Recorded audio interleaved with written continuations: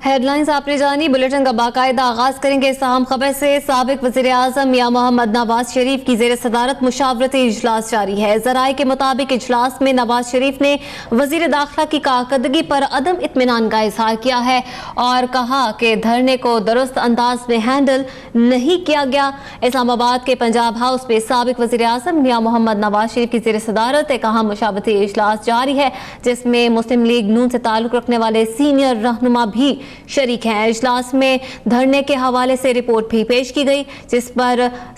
साबिक वज़ीर आज़म की जानिब से वज़ीर दाखिला की कारकर्दगी पर अदम इत्मीनान का इजहार किया गया है। मज़ीद क्या तफसीलात हैं इस इजलास की, जान लेते हैं नुमाइंदा आप तक बहजाद सलीमी से। जी बहजाद, मज़ीद क्या बताएंगे?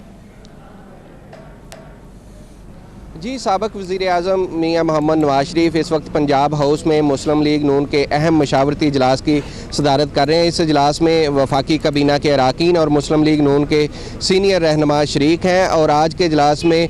हालिया जो सियासी डेवलपमेंट्स और बिलखसूस इस्लामाबाद में फैज़ाबाद के मकाम पर जो धरना हुआ और जिस अंदाज में उस धरने को हैंडल किया गया और उसके बाद वज़ीर कानून के इस्तीफ़े की नौबत आई, इन तमाम अमूर पर आज के इजलास में तफसीली गौर किया जा रहा है। और वफाकी वज़ीर दाखिला अहसन इकबाल ने आज के इजलास में धरने से पैदाशुदा सूरत हाल और इस सिलसिला में किए गए मुआहदा पर साबिक वज़ीर आज़म नवाज शरीफ और आज के इजलास के शुरका को ब्रीफिंग दी।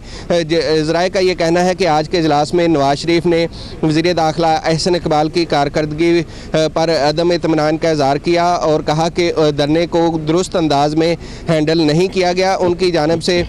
सख्त नाराज़गी का इज़हार किया गया वज़ीर दाखिला पर, जिस अंदाज में उन्होंने इस तमाम तर सूरत हाल को डील किया। ज़राए का ये कहना है कि इस इजलास में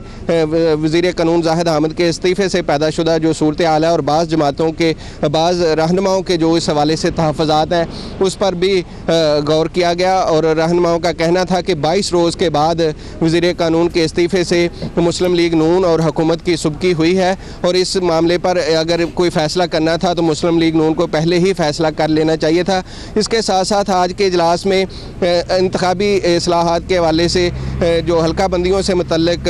आईनी तरमीमी बिल है उसकी मंजूरी का मामला भी आज के इजलास में ज़ेरे गौर आया और पाकिस्तान पीपल्स पार्टी और दीगर जमातों की जानिब से इस सिलसिले में सेनेट से उसकी मंजूरी पर अदम इत्मीनान का इज़हार किया गया। जो अदम तावन की अब तक की जो सूरत हाल है वो ज़ेरे गौर आई और ज़राए का यही कहना है कि आज के इजलास में ये फ़ैसला किया गया है कि पाकिस्तान मुस्लिम लीग नून पीपल्स पार्टी और दीगर जमातों से राब्ते जारी रखेगी ताकि सेनेट के आइंदा इजलास में नई इंतखाबी हल्का बंदियों से मुतल्लिक जो कानून है उसकी मंजूरी को यकीनी बनाया जा सके ताकि आइंदा आम इंतखाबात बर वक्त हो सकें। इस वक्त नवाज शरीफ की ज़ेर सदारत ये इजलास जारी है और मैं आपको ये भी बताता चलूँ कि इस इजलास में पाकिस्तान मुस्लिम लीग नून के चेयरमैन राजा ज़फ़रुल हक को भी ख़ुसूसी तौर पर अब मदऊ किया गया और राजा ज़फ़रुल हक अब से कुछ देर पहले इस इजलास में शिरकत के लिए पहुँच गए हैं, क्योंकि उनकी जानिब से ही नवाज शरीफ को वो